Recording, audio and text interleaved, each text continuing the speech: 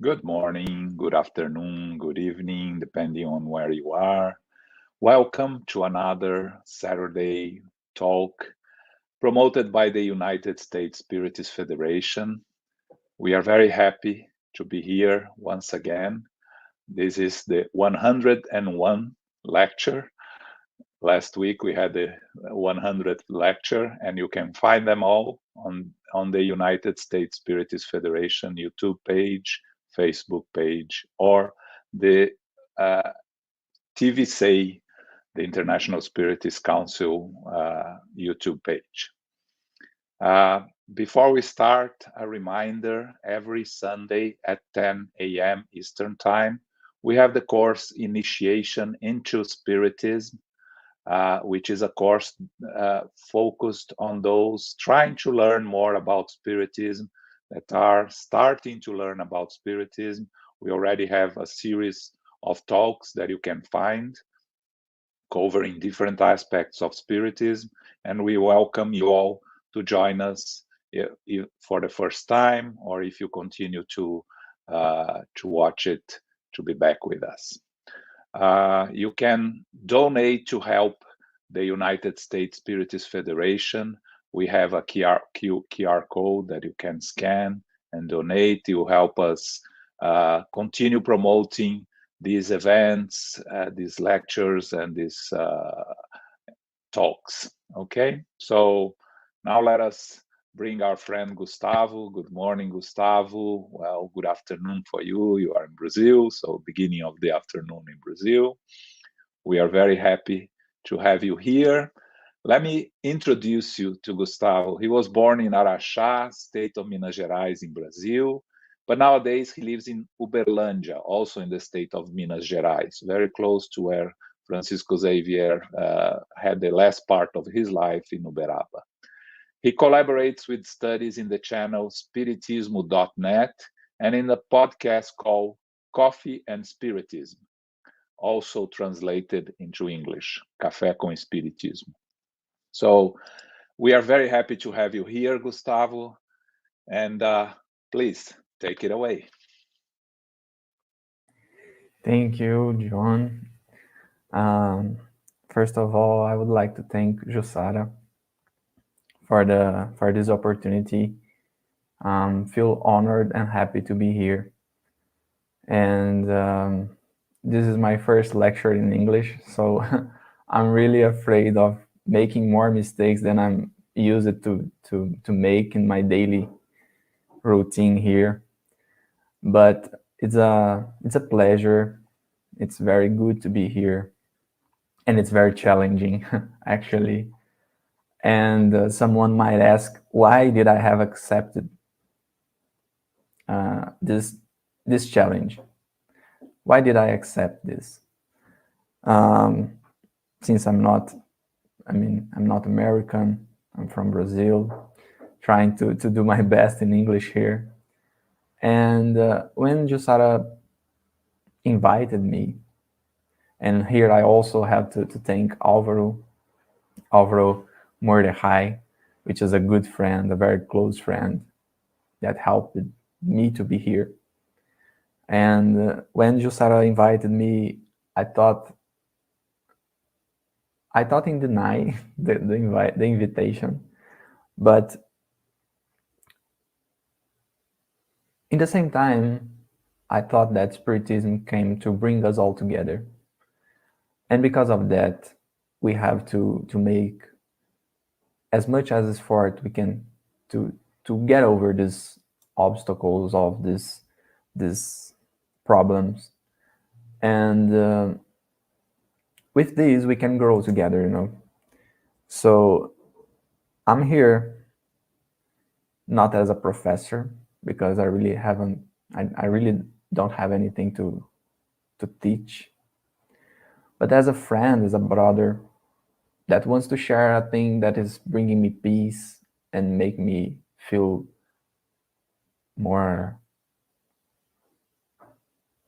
make me trust more in life, you know. And this is the effort I think we have to do, to hold hands and walk together. And Well, I also love challenges, you know. So this would be good. It's a good thing to work on, right? So I would like to thank John too, and Daniel that is helping us with this live. And well, our theme today is about God. We would like to talk about God. And to talk about God according to Spiritism, we have to start from the beginning. Here we would like to start from the first question of the first book, the Spirit's book, which is a very, very, very interesting question. And that put us in a really new perspective about God. Because when we look over the history, the way we understand God have changed a lot, and the way Spiritism presents us God, I think is the most revolution in this perspective, in this thought, because we always thought a God for the earth and a God for the humanity that we see, that we can get in touch. But Spiritism put us in a cosmic way, in a cosmic perspective. And in this perspective, we can understand many things, and many things starts to make sense. So the first question of the Spirit's book is, what is God? What is God? The question itself is a lesson, because Kardec didn't start the book asking if God exists. He's not thinking about this because it's a certain thing.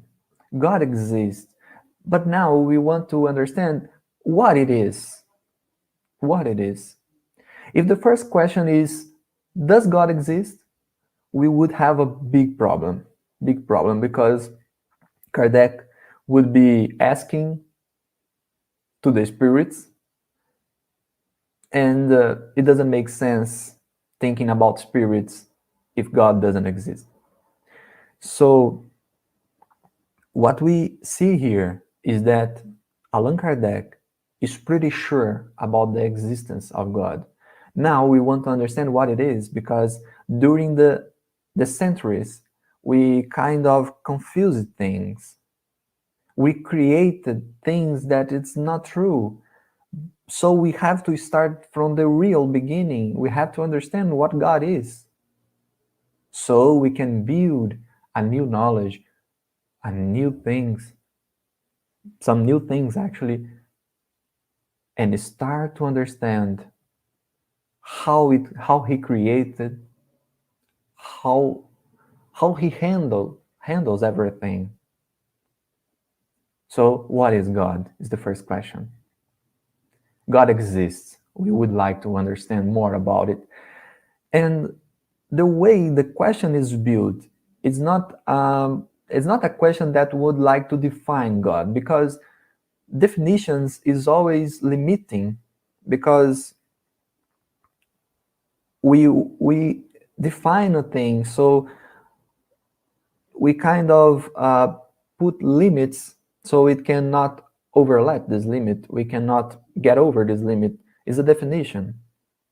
So a computer cannot be a car, because a computer is limited to be a computer. But there is a premise here. We just can define what we know, what we really know. To define a thing, you have to know everything about it.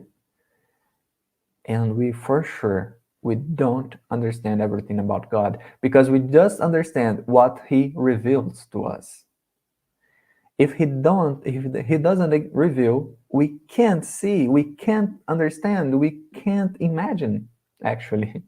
We not even can imagine, because God is very, very transcendent, let's say.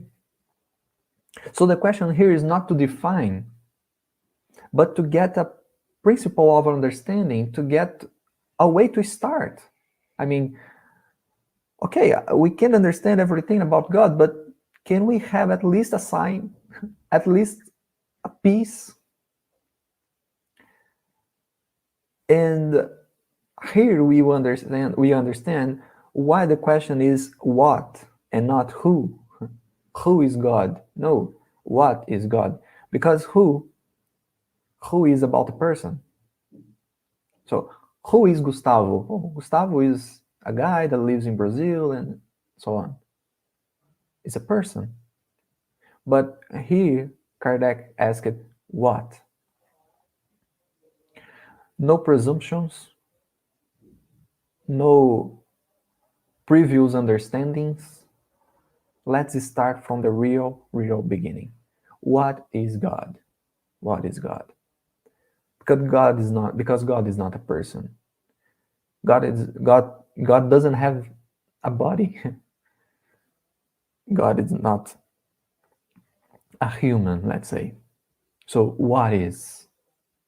We just would like to understand a bit. What is God? Well, the answer is small, let's say. It's not the smaller one, but it's really small. But it's really, really deep.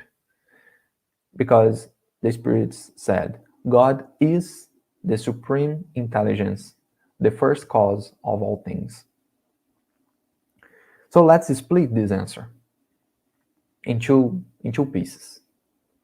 God is the supreme intelligence. What does this mean, the supreme intelligence? It means that there is no intelligence greater. No one is better. No one is higher. There are good intelligence. There are divine intelligence, but God is the supreme one. There is none above. There is none greater. God is the supreme one. Supreme intelligence. This is cool. This is cool actually, because in Genesis, let me just get here the reference to not commit any mistakes. In Genesis, we have a versicle saying that we were created as God. I mean,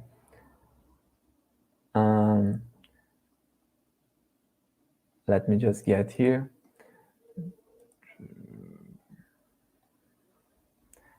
As the kind, as a similarity to the God.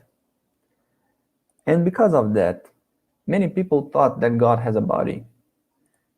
So we have that image from Michelangelo, I think, that God is trying to touch his finger through the man finger, and we kind of use it to think about God in an old man sitting in a throne and saying what is wrong and what is right.